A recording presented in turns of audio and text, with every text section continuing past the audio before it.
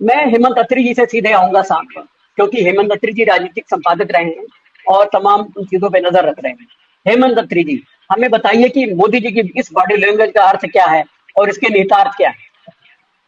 नहीं, देखिए यूसुफ जी, जो मोदी जी आए हैं, तो जब भी आप किसी से मिलते हो, बाहर से आए हो 5 दिन के बाद, तो उन्होंने पूछ लिया सामान्य शिष्टाचार में कि क्या चल रहा है। लेकिन ऐसा नहीं है कि उनको पता नहीं।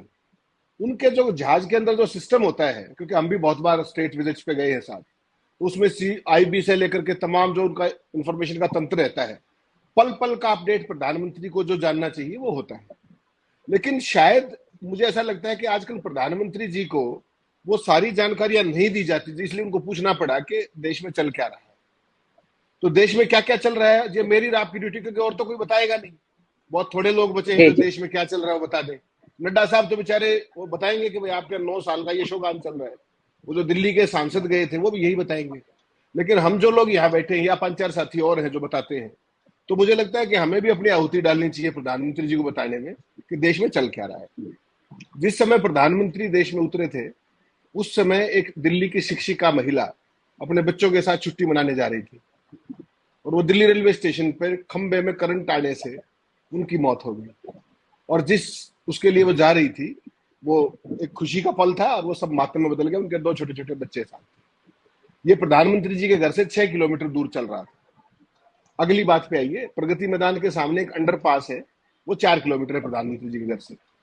वहां पर दिन दहाड़े ब्रॉड डे लाइट में एक व्यक्ति के साथ सरेआम लूटपाट होती है अंडरपास के अंदर, कैमरे पे है। ये दो तत्कालीन घटनाएं हैं।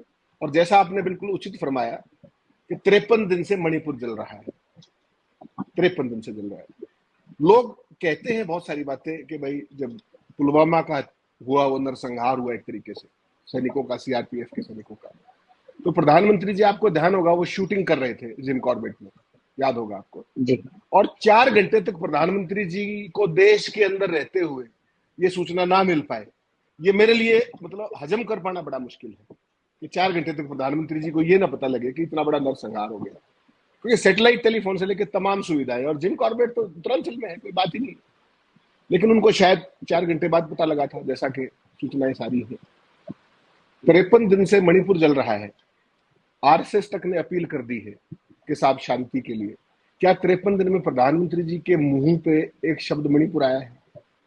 उनके मन की बात में कोई आया है? उनके ट्विटर पे कुछ आया है? देश में ये चल रहा है। देश में मणिपुर जल रहा है। सबसे सेंसिटिव स्टेट्स में से एक है, नॉर्थ ईस्ट का स्टेट है, चाइना के साथ लगता है पूरे का पूरा, और उस पर इस तरह की चुप्पी। और जो केंद्रीय गृह मंत्रालय है, प्रधानमंत्री की अनुपस्थिति में ऑल पार्टी मीटिंग बुलाता है। देश में ये चल रहा है और बहुत सारी चीजें चल रही है यूसुफ जी। और जो मेरी जो चिंता है वो ये है कि इस देश की जो सत्तारूढ़ पार्टी है वो एक ट्रॉल पार्टी बन गई है। देश में ये भी चल रहा है। एक डेमोक्रेटिक कंट्री की सबसे बड़ी पार्टी, सत्तारूढ़ पार्टी, और जो उनका ये खुद का ये मानना है, मैं नहीं कह रहा, ये उनका ये दावा है कि वो दुनिया की सबसे बड़ी पार्टी है। और वो पार्टी प्रधानमंत्री जी के नेतृत्व में दुनिया की सबसे बड़ी ट्रॉल पार्टी बन गई है और बहुत प्रोग्रेस कर रही है, बहुत तेजी से कर रही है। पहले वो क्या करते थे? वो स्टेट लेवल पे ट्रोलिंग करते थे, फिर वो नेशनल लेवल पे ट्रोलिंग करने लगे, और प्रधानमंत्री जी के दौरे का असर ये हुआ कि वो इंटरनेशनल हो गए हैं ट्रॉल्स भी। बराक ओबामा जैसा, माई फ्रेंड, मोदी जी के शब्दों में कह रहा हूं, my friend Obama, my friend Barack, that is what he used to call it. और उनके एक मुख्यमंत्री ये कहते कि बराक हुसैन ओबामा। समझिए, देश में ये चल रहा है। जो जर्नलिस्ट अमेरिका में प्रधानमंत्री जी से सवाल पूछती है, उसका क्या हाल कर दिया है ट्रॉल्स ने, ये चल रहा है। ये हमारी अंतर्राष्ट्रीय छवि चमक रही है। बिल्कुल, हम पूरे अंतरिक्ष से देखा जा सकता है कि हम चमक रहे हैं। तो देश में यूसुफ जी काफी कुछ चल रहा है, ऐसा नहीं है कि नहीं चल रहा है। और प्रधानमंत्री जी को वास्तव में कैसे पता होगा? देश में तो बस कमाल ही कमाल है, प्रधानमंत्री जी को ये जरूर पता है। मणिपुर के अंदर जिस तरह के हालात हैं, जिस तरीके से उसकी समस्या को जब प्रधानमंत्री ने आज तक एक शब्द नहीं कहा, तो आप कल्पना कर सकते हैं इसका मतलब तो देश उस समस्या को रिकॉग्नाइज ही नहीं कर रहे हैं। उसकी गंभीरता को ही नहीं समझ रहा है, उसकी सेंसिटिविटी को ही नहीं समझ रहा है। मुझे लगता है हमारे सारे पैनलिस्ट साथी इस बात से सहमत होंगे। हो क्या रहा है? लैंड ऑर्डर का कोलैप्स हो रहा है। 356 लगाने का सबसे प्रमुख कारण होता है इतिहास, उसमें जो संविधान के अंदर जो व्यवस्था की गई थी वो इसलिए की गई थी कि अगर किसी स्टेट के अंदर लॉ एंड ऑर्डर कोलैप्स कर जाए तो 356 का यूज कर लिया जाएगा। और ऐसा नहीं है कि किसी सत्तारूढ़ पार्टी ने देश में कभी अपनी सरकार बर्खास्त नहीं की। आप बहुत सीनियर साथी हैं सारे, अगर आपको पंजाब का ध्यान हो, जब आतंकवाद सिर उठाने लगा था और वहां पर दरबारा सिंह की सरकार थी, याद होगा आपको, इंदिरा गांधी ने 1 मिनट नहीं लगाया और अपनी ही सरकार को बर्खास्त करके राष्ट्रपति शासन लगा दिया था। यहाँ तो 53 दिन से चल रहा है। प्रधानमंत्री जी बोलते नहीं है, ट्वीट नहीं करते हैं, जो ऑल पार्टी मीटिंग होती है वो 50 दिन में होती है। तो देश में ये भी चल रहा है। उसके अलावा आज जो पूरी की पूरी ईस्ट लद्दाख की अगर आप हालत देखिए, जो ईस्टर्न लद्दाख है बॉर्डर पे, हमारे जो यशस्वी रक्षा मंत्री जी हैं आज वो जम्मू में थे, उन्होंने बड़ा क्रांतिकारी भाषण दिया।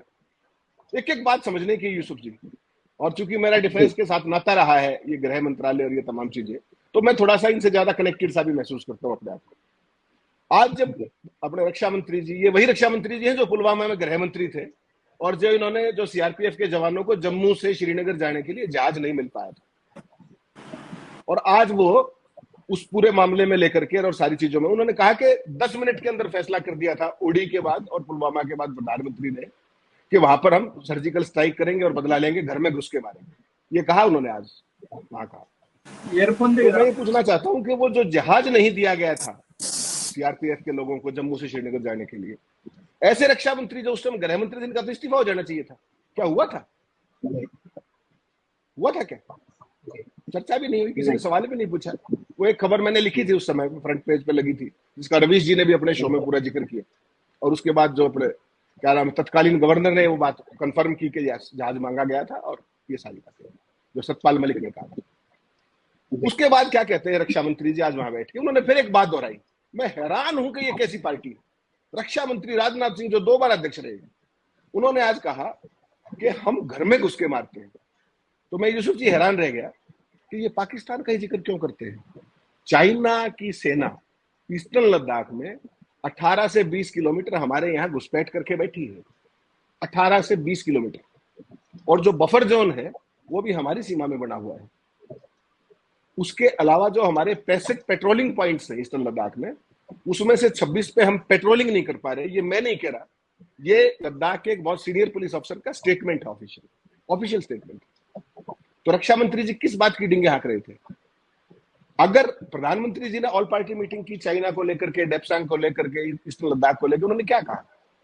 उन्होंने कहा ना कोई घुसा ना कोई आया। तो यूसुफ जी मैं सारे साथियों से पूछता हूं, अगर कोई आया नहीं, कोई घुसा नहीं, तो आज तक जो लेफ्टिनेंट जनरल रैंक की 18 मीटिंगें किस बात की हुई चाइना के साथ, जब कोई आया ही नहीं, कोई घुसा ही नहीं, 18 मीटिंगें किस बात की हुई? देश में ये भी चल रहा है। इसके अलावा देश में और भी बहुत कुछ चल रहा है। देश में बेरोजगारी, जैसे आपने कहा, खूब धमाके से चल रही है। जो हमारी पीएसयूज हैं उनमें लाखों रोजगार चले गए हैं। और उसके अलावा आप देखिए कि एक प्रधानमंत्री जी का जो उसका जो उनकी जो ट्विटर आर्मी है और जो उनका कम्युनिकेशन सेल है, उसका चीफ बराक ओबामा के बारे में क्या कह रहा है। हमारे देश के वित्त मंत्री जिनका कोई वास्ता नहीं है, उनको वित्त मंत्रालय के अलावा उनका क्या मतलब, कोई बात होगी तो विदेश मंत्रालय कहेगा।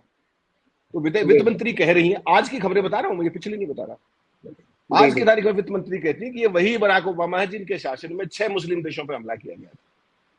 तो अगर उसने वो किया था तो क्या हमारे माइनॉरिटीज के जो हित है, जो उनकी सुरक्षा है, क्या वो मुद्दा खत्म हो जाता है?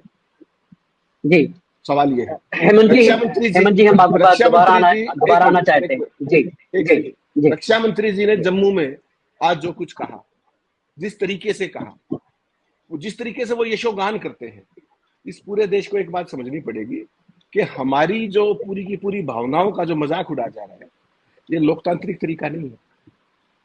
सवाल खत्म नहीं किए जाने चाहिए, ये मैं कहना चाहता हूँ। बहुत शुक्रिया हेमंत जी आपका। मैं सीधे प्रोफेसर साहब के पास आ रहा हूँ। प्रोफेसर